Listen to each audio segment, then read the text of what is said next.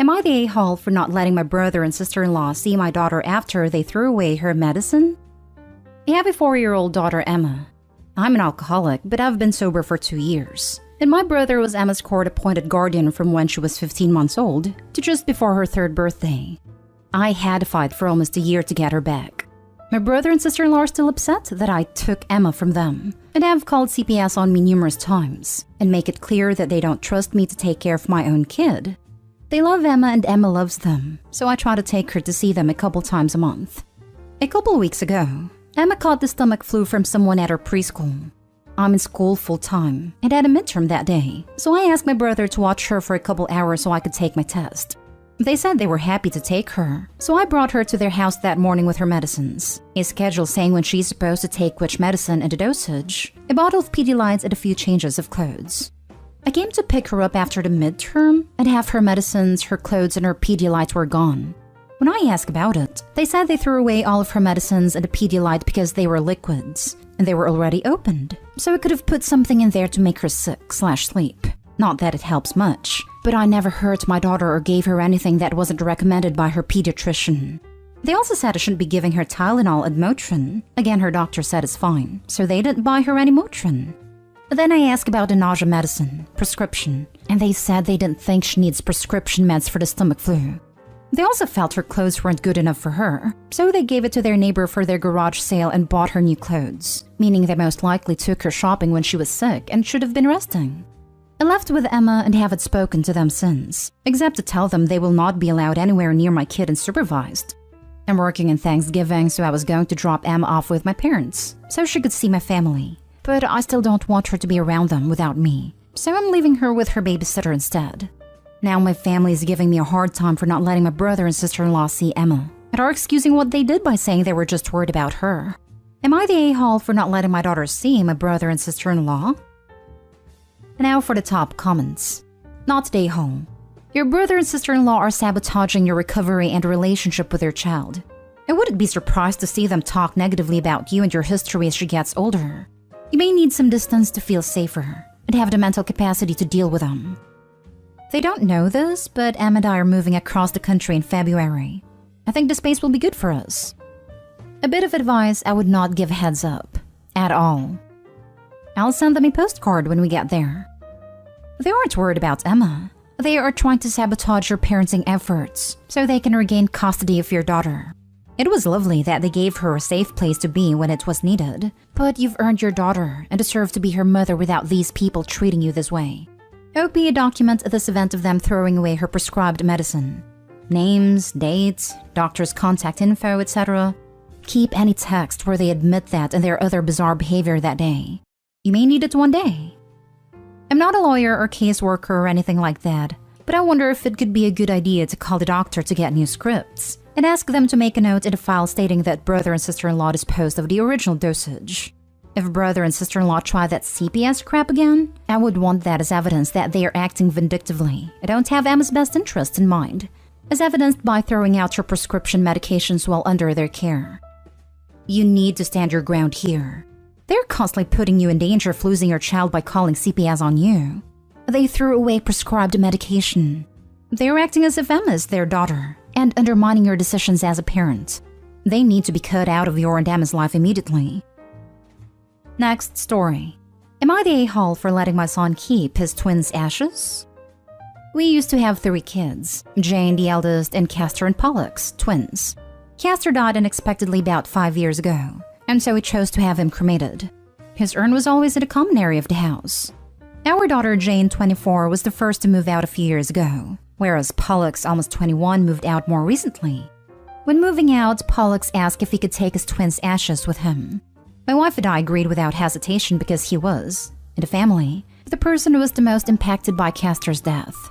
Words cannot begin to describe how close they were. He didn't say a word for months when he died, and even years after his death, always sits down in front of the urn every day for at least an hour to think/meditate.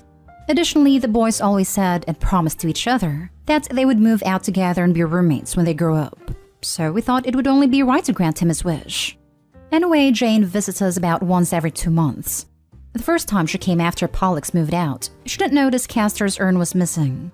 The second time, she asked if we had moved to earn elsewhere, and we told her, expecting her to understand, that we let Pollux keep it as Castor was his twin, and they promised each other they would live together. She did not take it well and exploded on us, yelling that he has no right, etc. We told her she can always just visit her brother, who lives closer to her than us anyway and with whom she has a good relationship with, to see the urn, but she rebutted that it was symbolic and that this was unfair. She left the house quickly afterwards.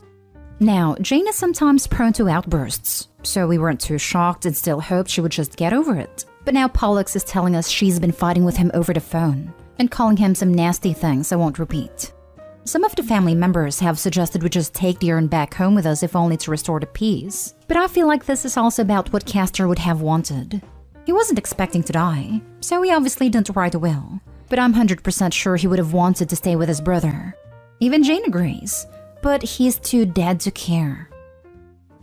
Jane either needs counseling or she needs to check herself. At 24, she should know better than to throw a tantrum when she isn't happy with the decision you've made. It sounds to me like she either has unresolved trauma from her brother's death, or lingering unspoken resentment about how she was treated as a child relative to her younger brothers. I say this with a genuine heart, but it sounds like your daughter needs therapy. And your son doesn't deserve more trauma by her inability to handle her feelings.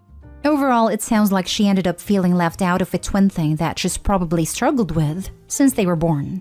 She needs therapy. She's already in therapy, but for an unrelated issue. She was in a mutually toxic relationship with her ex, and she's been working on her impulsivity. It's just that I do feel she has a right to be somewhat upset about this. Saying he is too dead to care crossed a line by a mile. That is unacceptable. Your daughter probably feels left out as the non-twin and with the three of you, parents and brother, making this decision without her input. He was her brother too after all. It would probably have been kinder to discuss it as a family. However, you're his parents and get to make that decision regardless of anyone else. Why not give Jane some of Castor's remains? When my mother-in-law died, all her kids received some of her remains in a necklace.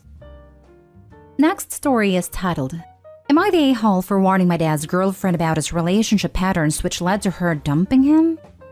I'm 16 female and my 45-year-old dad has this habit of dating college-age women and dumping them after like 2 to 3 years, then complaining about how needy and clingy they were.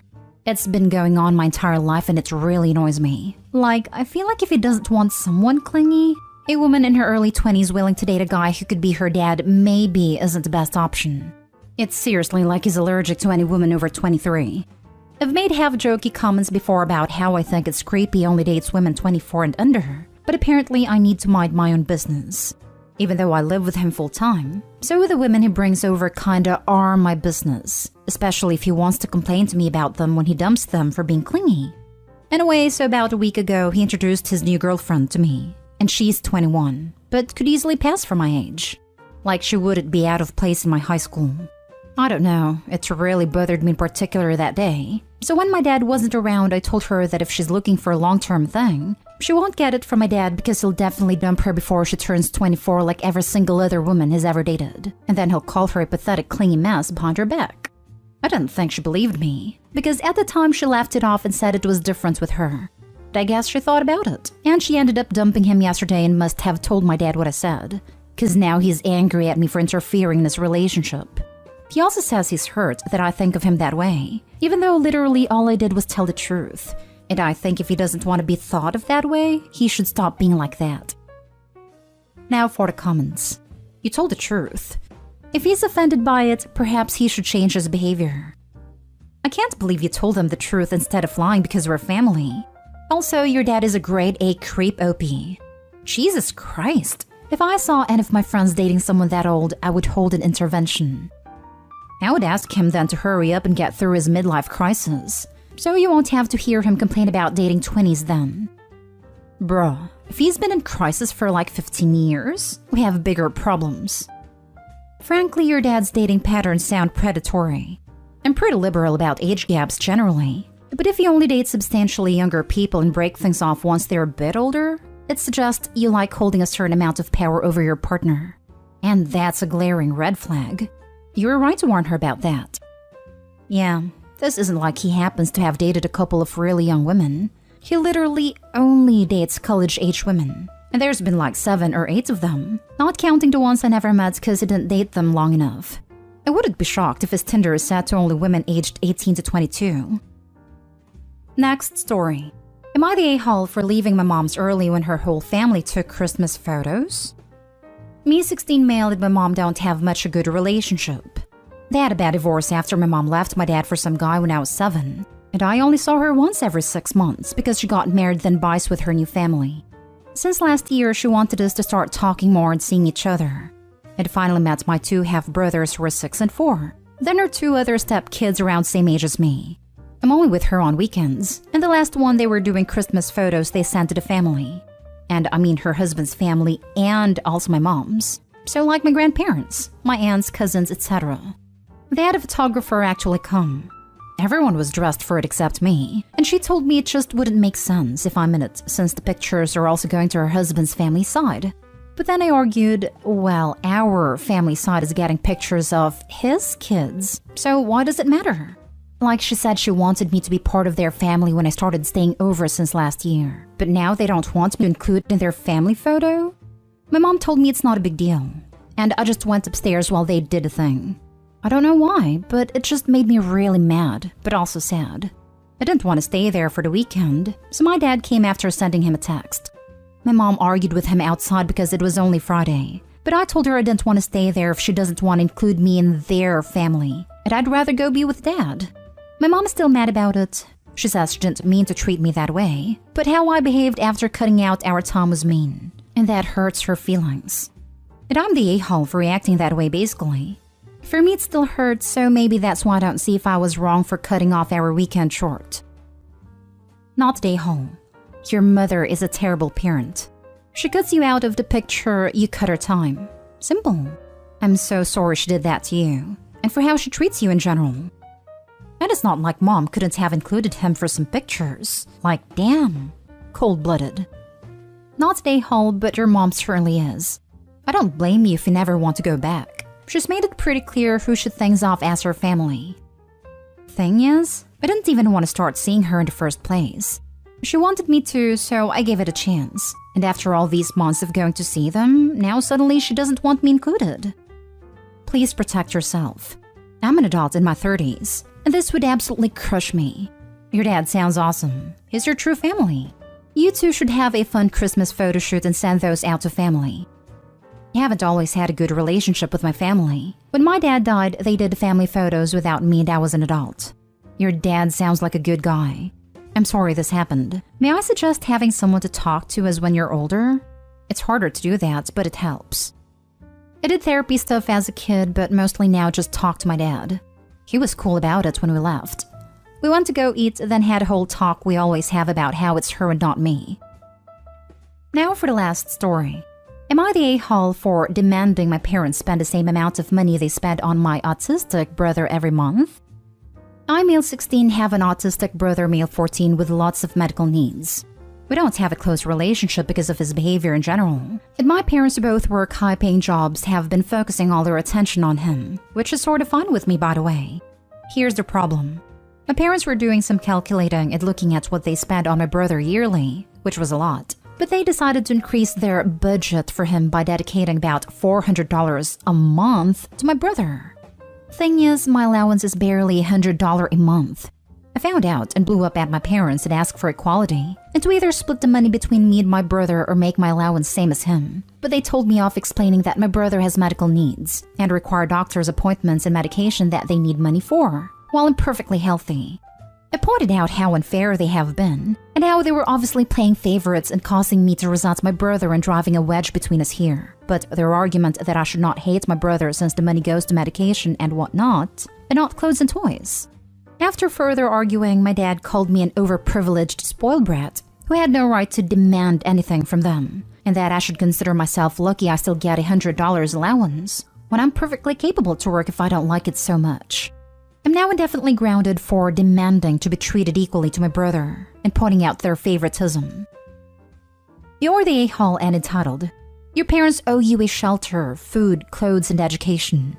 They don't owe you an allowance and luxuries. Your brother has medical needs. You have superficial wants. If you really want things to be equal with your brother, maybe you should take some of his medical issues so things could be fair all around. I completely agree. There is a huge difference between spending money on a kid's medical treatment and giving a kid an allowance for whatever BS they want to buy. He needs to get a job if he wants more. My son is close to his age. He gets $10 per week and must do his chores to get that. $100 per month allowance is a lot. He needs to show appreciation to his parents. I'm so sorry for you, Opie. It might be so difficult to have a cold heart. You don't care to not have much attention from your parents. Well, you would be totally entitled to share this feeling. But you were so upset to not have your $400 allowance a month. In what world do you live in? Don't you see that this is not an allowance for your brother but medical expenses? Tell me how much of the $400 your brother is spending for fun things. Pretty sure that your brother will be happy to do without going to the doctor regularly, but instead having the same life as yours. Be a good person, have some empathy for your family, and don't be a greedy person. Jeez, you are only 16 and you already place money over feelings. Need money? Get a job. By the way, you're the a-hole.